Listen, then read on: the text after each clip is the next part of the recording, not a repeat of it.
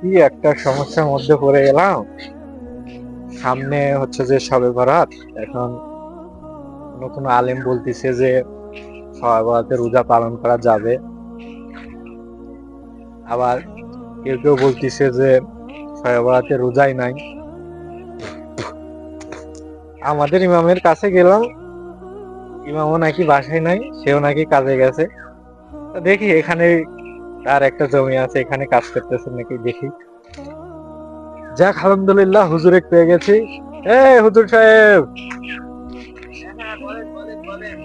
আরে আপনার বাসায় গেলাম, আপনি বললো যে এখানে কাজ করতেছেন, আমি একটা ঝামেলায় পড়ে গেছি। কাজ করেছিলাম তো। আসেন আসেন, তাড়াতাড়ি আসেন, তাড়াতাড়ি আসেন, এখানে আমার একটা খুবই ঝামেলায় পড়ে গেছে, একটা মাসালা জিজ্ঞেস করতে হবে। আসসালামু আলাইকুম হুজুর সাহেব, ওয়ালাইকুম সালাম। আপনার তো দেখাই পাওয়া যায় না। না, একটু কাজ করছিলাম তো জমিতে, তাই আমি বাসাতে তো ছিলাম না। একটা মানে খুবই ঝামেলার মধ্যে পড়ে গেছি। বলেন কি ঝামেলা হয়েছে এই যে আপনার? সামনে সবে বরাত, তো মোবাইলে যখন ভিডিও দেখতেছি, কেউ কেউ বলতেছে যে এই দিন অনেক সোয়াব আছে, সিয়াম প্রতিপালন করতে হবে। কেউ কেউ আবার বলতেছে যে এই সবে বরাতের কোনো রোজাই নাই। আপনার কাছে এই জন্য আসলাম যে আসলে কোনটা সঠিক আমি জানতে চাই। আসলে এই বিষয়টা মানে আমাদের সমাজে বেশি প্রচলন হয়ে গেছে তো। এটা হচ্ছে ভারত, বাংলাদেশ, পাকিস্তান, আমার এদিকেই প্রচলন আছে, অন্য জায়গায় নাই। আসলে সবে বরাতের কোনো রোজা নাই। হুম। সবে বরাত বলে কোনো কিছু নাই। দুইটাই দুই রকম শব্দ, বাংলা ফার্সি মিলে, দুইটা মানে আরবি আর ফার্সি মিলে এক জায়গা করে এই শব্দটা তৈরি করা হয়েছে। সবে বরাত বলে কিছু নাই, সবে বরাতে কোনো রোজা নেই। এই রোজা থাকলে, বিশেষ করে যদি এই দিনকে উদ্দেশ্য করে থাকা হয়, তাহলে বিদাত হবে।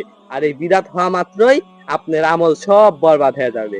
রোজা থাকা হবে না সবে বরাতকে উদ্দেশ্য করে, তার বুঝতে মানে পারছেন? তার মানে এই দিন পাপ হবে। হ্যাঁ, এই দিনে যদি বিশেষ উদ্দেশ্য, এই দিনকে উদ্দেশ্য করে যদি রোজা থাকেন, তাহলে পাপ হবে আপনার। তাহলে এই দিন আমরা কি করব?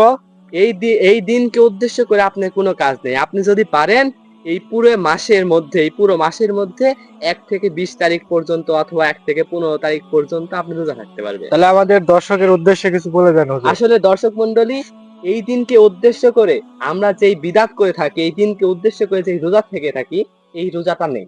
শরীয়তে এই রোজাটা নেই। আমরা এসব বিষয় থেকে দূরে থাকবো। আল্লাহ আমাদেরকে তার তৌফিক দান করুক। সকলে বলি আল্লাহুম্মা আমিন।